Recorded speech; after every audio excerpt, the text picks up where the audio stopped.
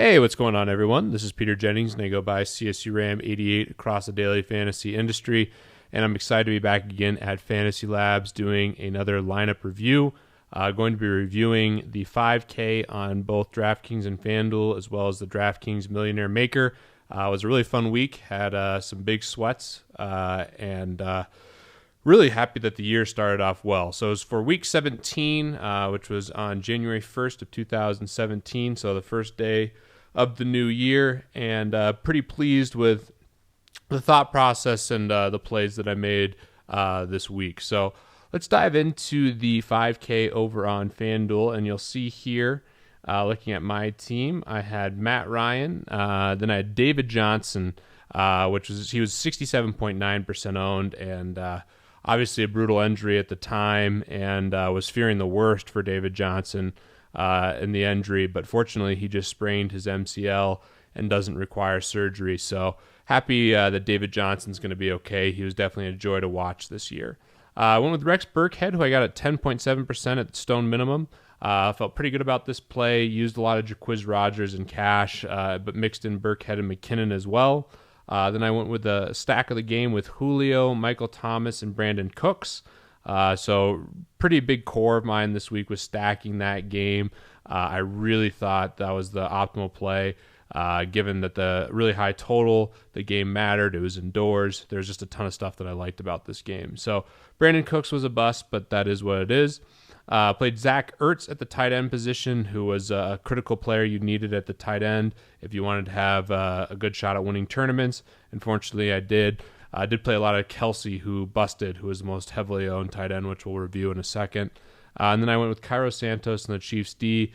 The Cardinals D at 25% really skewed tournaments a lot. So congrats to Bad Girl. Did take it down, and the big key here was not having David Johnson, but great lineup nonetheless, and hit on the Arizona D, and a great win for Bad Girl 52 here in the 5K on FanDuel. So moving over to DraftKings here, we have the Thunderdome, and I put two entrants into this, and this is a really cool tournament put on by DraftKings.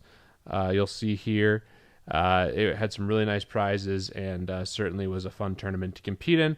Looking at my lineup, so my best lineup was Matt Ryan, again, Burkhead, same receivers as the FanDuel team, but then I went with Travis Kelsey, and I actually made a late swap to Charkandrick West after the Spencer Ware news. So had to move some things around, but pretty pleased with this lineup. Was fortunate to take sixth, and my other team was originally going to be an Aaron Rodgers stack, but I did change it around to Drew Brees after I had some busts in the beginning, including Paul Turner and Jacquizz Rodgers. So moved things around to get a Drew Brees stack, and it just didn't work out. But wanted to review the number one team here, and you'll see here TAC313. Congratulations on winning the Thunderdome. Had a Drew Brees stack with Rex Burkhead, Devontae Freeman, Julio, Cam Meredith, Michael Thomas, Ebron, Mark Ingram, and the Chiefs. So really just a nice game stack here, and a really, really good team with the Jets D there as well. So that was fun, and some of the ownership in these, you're going to look at some other players like Draft Sheet. You'll see a lot of ownership on the same guys. Big bummer, David Johnson got hurt for that lineup for DC. Papa Gates with a really good team with Matt Ryan. The Takeover, all-time legend in the industry. Happy to see him around doing well with an Aaron Rodgers stack. So some interesting lineups for sure, and it was a really fun week that was heavily scoring. Moving to the Millionaire Maker, and this is where I really thought I had a nice chance. It was certainly a big sweat.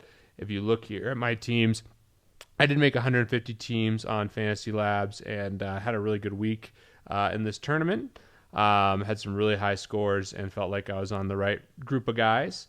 But that's something I'm really looking forward to more this year, is playing a lot of tournaments, especially come next NFL season. I was able to max enter a lot, and certainly something that I think is a big benefit to leveraging the Fantasy Labs tools is the multi-lineup generator. So I'm feeling better about my process, and I think we're going to continue to make upgrades, and certainly wish we had more weeks of NFL season with the regular season anyways, to keep firing at this stuff. But my team turned out to be pretty good. I was pretty pleased with it.